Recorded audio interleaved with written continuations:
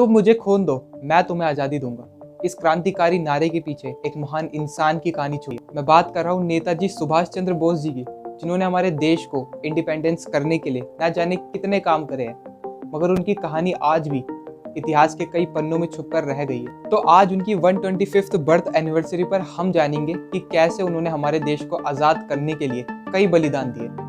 स्वराज के और आज़ादी के सिर्फ एक सपने को उन्होंने हकीकत कैसे बनाया। नमस्कार दोस्तों, मेरा नाम है कृष्णा और आप सब देख रहे हैं फैक्ट्स विद कृष्णा चैनल। तो आइए आज की इस वीडियो को शुरू करते हैं।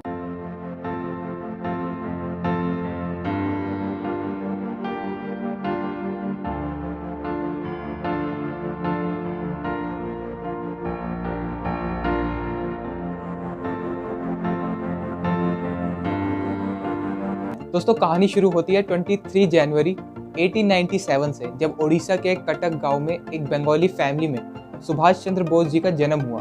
ये बचपन से ही पढ़ाई में बहुत ज़्यादा इंटेलिजेंट थे, इसलिए ये अपने स्कूल में अपने सभी टीचर्स के एक फेवरेट स्टूडेंट भी थे। उन्होंने अपनी school education Protestant European school से कंप्लीट करी और फिर 1913 में मैट्रिक क्लियर करने के बाद उन्होंने अपना एडमिशन प्रेसिडेंसी कॉलेज में करवाया। उसी कॉलेज में एक प्रोफेसर थे जो इंडियन स्टूडेंट्स को बेवजह मारा पीटा करते थे और इसी चीज़ का विरोध सुभाष चंद्र बोस जी हमेशा किया करते थे। उनका मानना था कि सबसे बड़ी गलती अपराध करना नहीं है, बल्कि अपराध को सहना है। वह अपनी कॉलेज लाइफ से ही आज़ादी के लिए हमेशा लड़ा करते थे। फिर उनके पिता ने उन्हें ICS इंडियन सिविल सर्विस की तैयारी करने के लिए कहा, जो कि एक बहुत ही हायर पोस्ट हुआ करती थी उस टाइम पे इंडिया की। बट उस टाइम पे उसकी स्टडी इंडिया में नहीं बल्कि लंदन में की जाती थी, इसलिए उनके फादर ने उन्हें लंदन भेज दिया ICS की तैयारी करने के लिए। स्टडी कंप्लीट करने के बाद उन्होंने ICS एग्जाम में 4th रैंक अचीव करी। इतनी अच्छी रैंक अचीव करने के बाद भी उन्होंने अपनी जॉब से रिजाइन दे दिया और वह वापस इंडिया आ गए, क्योंकि उनके अंदर भारत को आज़ाद करने का एक जुनून था। उनके इस बलिदान को देखकर लोग उन्हें पसंद करने लगे और फिर भारतीय लोगों के दिलों में आज़ादी की आशा जगाने के लिए उन्होंने एक न्यूज़पेपर पब्लिश करना शुरू करा, जिसका नाम था स्वराज।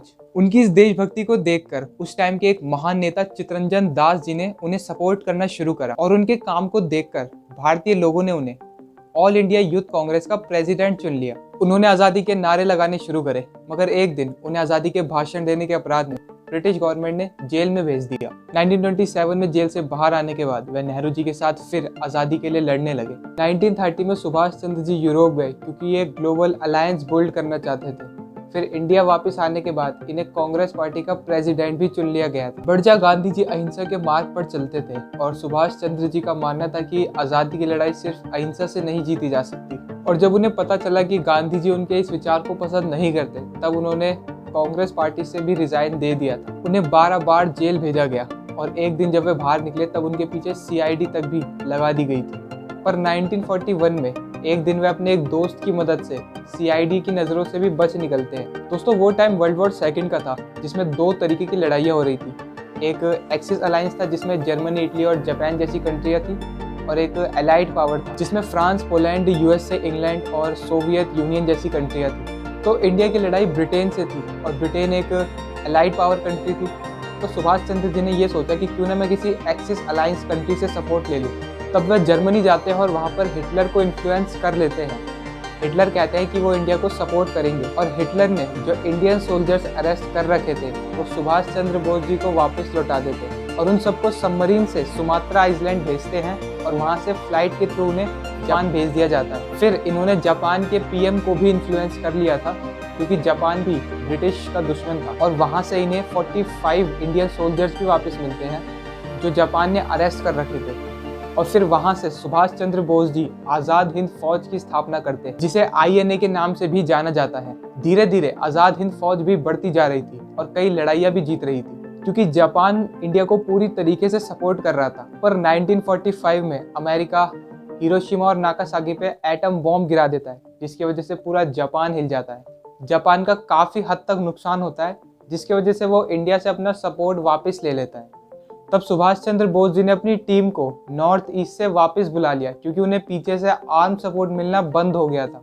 फिर वे एक नई स्ट्रेटेजी के साथ वियतनाम से मैस्को जाना चाहते थे और ग्लोबल अलायंस बढ़ाने के लिए, और एक दिन वह मैस्को जाने के लिए फ्लाइट से रवाना भी होते हैं। मगर 18 अगस्त 1945 में उनका प्लेन ताइवान के एक एयरपोर्ट पे क्रैश हो जाता है और सुभाष चंद्र बोस जी का वहाँ पर देहांत हो जाता है। मगर जाते जाते सुभाष चंद्र बोस जी ने भारतीय लोगों के दिलों में आज़ादी की आशा जगा दी थी, क्योंकि भारतीय ब्रिटिश गवर्नमेंट का विद्रोह करने लगते हैं और इसी की वजह से ब्रिटिश इंडिया को 15 अगस्त 1947 में इंडिपेंडेंस आज़ाद कर देती है। दोस्तों, ऐसे कई फ्रीडम फाइटर्स हैं जिन्होंने हमारे देश की आज़ादी के लिए कई बलिदान दिए, तो मैं उन सब की कहानी आप तक ज़रूर लाऊंगा। तो प्लीज़ मुझे सपोर्ट कीजिए।